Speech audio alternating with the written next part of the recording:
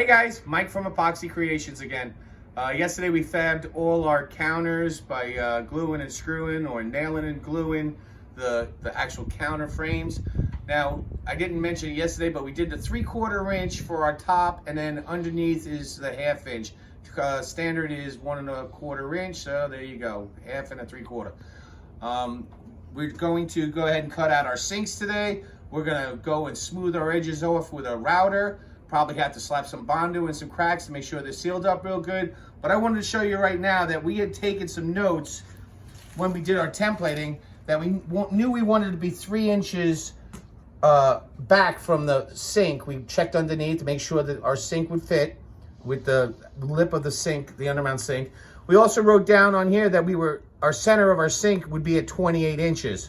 So before we did this video, I went ahead and did those measurements, and here's our 28, and here's our 3-inch line. We've gone and drawn out our template.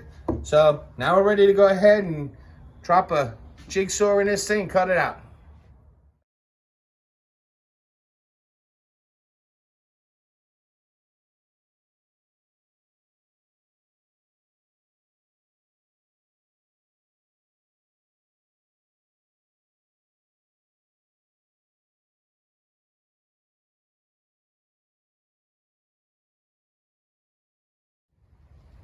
All right, so here's a little pro tip for you.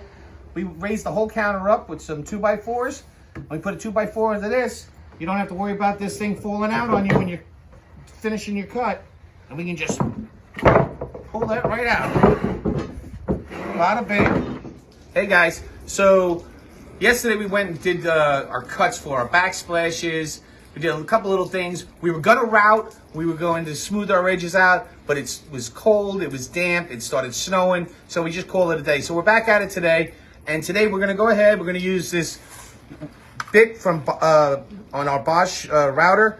This is gonna smooth our edges, gonna make it less sanding. Then we're gonna come back with this other router, and we're gonna do our round overs wherever we're supposed to round over. The ones that matter, we didn't bother with the back ones. We smoothed this out. 2 reasons for smoothing with that bit. One, we're gonna get ready to use our round over, and I want a nice smooth surface for the bearing to sit on, so we get a nice smooth round over. And 2, it's gonna save us sanding later. We'll still have to run over with the nip or whatever. While we're doing this, I went ahead and I sanded with this orbital sander here, where our seam's gonna be. You can see there's a crack here. We're gonna fill this with Bondo. So I kind of like feathered it out. It might be a hair lower than the rest, but that's good because when I put the Bondo in and sand it, it won't be Bondo sticking up, it'll be Bondo sinking in. And the other thing we did is, we noticed that some of our screws, when we screwed and glued this, they kind of just like dimpled a little bit. We had about 10 of them. So what we did was we backed off the screws and I just ran the 60 over that, and those nipples are gone. So get ready to watch the round over.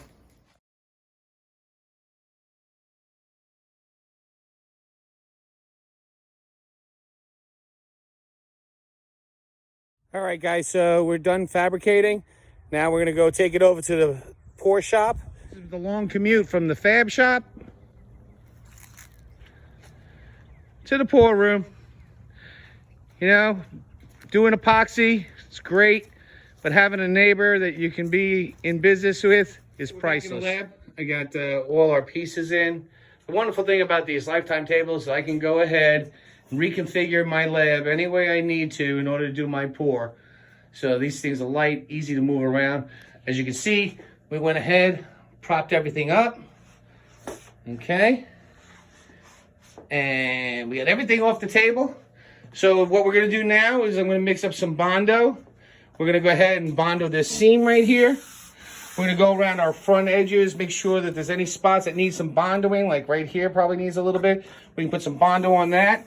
We'll let that dry, sand it down, and if we're good to go, we'll start priming after that. We were working out, it was like 40-something degrees, a lot better than yesterday, but it was still cold. I wanted to acclimate my wood, my MDF. We're getting ready to put some Bondo. We're gonna do some of these spots here. Wherever there's a little bit of a gap or something like that, we can't have that. We gotta fill that with some Bondo. We'll have to sand this down. We did have a lot of ooze here, and this whole edge here, I don't think I need any Bondo on. We'll find out afterwards when I prime it. If I have to go back and touch it up with some Bondo, I will. This, that's not going to work. I got to Bondo that. Now in here, inside my sink, I mean, that is sweet. I may have to come back after a primer coat, maybe touch up. But this one here, and I'm warming up my Bondo so it'll flow better and it'll dry faster. You see that gap? So one thing we're definitely going to do next time is run a serious bead of glue around the edge. I'm not going to trowel it. I'm just going to run it. When we squeeze this, when we nail this down, screw it down, that glue is going to ooze. It's going to fill those cracks. We're learning. So anyway, the other thing we're going to do is with this one here, we just ran around, and you saw us running around with the nail gun. We just put pins in it instead of screwing it like we did the big board. We're going to, from now on, we're going to put a screw, maybe 3 on, 1 every 6-8 inches, whatever, along the edges. We can field nail it, and that'll be fine. I worked in auto body, so I know how to use Bondo. This is some Evercoat Spotlight. It's a quick dryer, easy to sand. So I'm going to go ahead and we're going to be using a bunch of this. But if I make too much at once, it'll set on me as I'm going, and then it's wasted. All right, this is going to be my hardener. And I want to get like a light blue. I don't want to get too dark, so I can always add a hair more if I don't like the way it looks.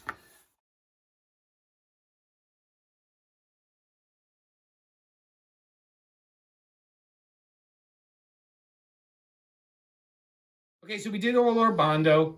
You can see we did the edges all around here. This, that one, this one. Any Bondo, any face of the counter that the customer's going to be able to see, you got to have it smooth. The ones to the back against the wall, no one's going to see. Don't worry about it. I did 5 separate Bondo mixes. You only have a certain amount of work time. The stuff gets dry on you, and then you're just making yourself more of a mess. In between each time, I use some lacquer thinner. Okay, put it on the rag from this little ketchup bottle from Sam's. Wipe down your putty knife. Boom, you can use it again, like that. Now, when we did this, I really kind of feathered this out. When we sand this back, it's going to be beautiful. We're going to sand this. We have one spot here on the inside that looks a little bit off. I think the joint's good. We're just going to sand that. If it doesn't, I'll hit it with a little bit of Bondo and touch it up.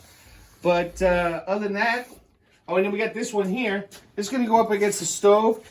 I wasn't sure. Brian sanded it. We're going to throw a coat primer on that. And if I don't see a seam, we're good to go. If I do, I'll hit it with Bondo. So get ready to watch some Bondo sanding. To sand our Bondo, we're going to use 180 grit on our random orbital sander. Brian's going to chase after me with a vacuum. We got our bag on. We're going to wear our respirators. We're going to try to keep the dust down to an extreme minimum. If it gets too dusty, I don't know what we're going to do, but we'll see.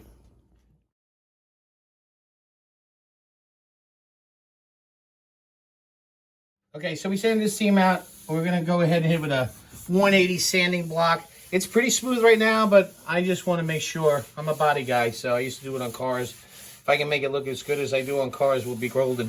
One thing I didn't tell you, though, when it comes to Bondo, the way to test if you're able to sand is you take your thumbnail, okay? If you don't leave a dent with your thumbnail, you're good to go to sand.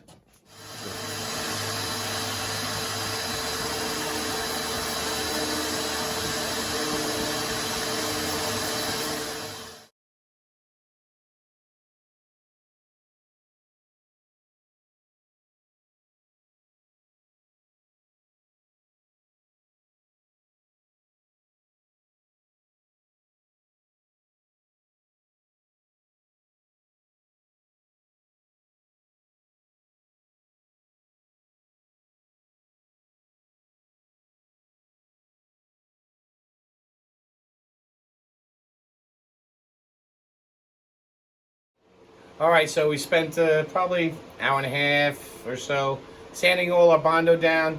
I want to show you this. So now that we've sanded, you want to sand it down really good. You don't, the Bondo right here, that's filling a little hole from where our router hit, okay? So you definitely want to make sure you get some wood showing, all right? if you saw in the video, I was doing a lot of this. I close my eyes. Well, I don't do it as much anymore, but I just don't look at what I'm doing because your eyes will fool you. You rub your hand along this. Does it feel smooth? If it feels smooth, it actually heightens your senses if you don't have your eyes open. Okay? So we're done with all our Bondo sanding. Now it's time to prime. And we'll do a little quick speed video on us priming.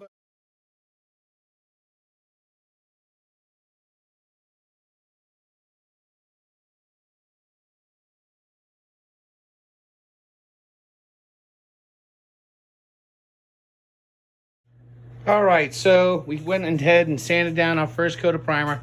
I have a couple of spots here that I am not happy with.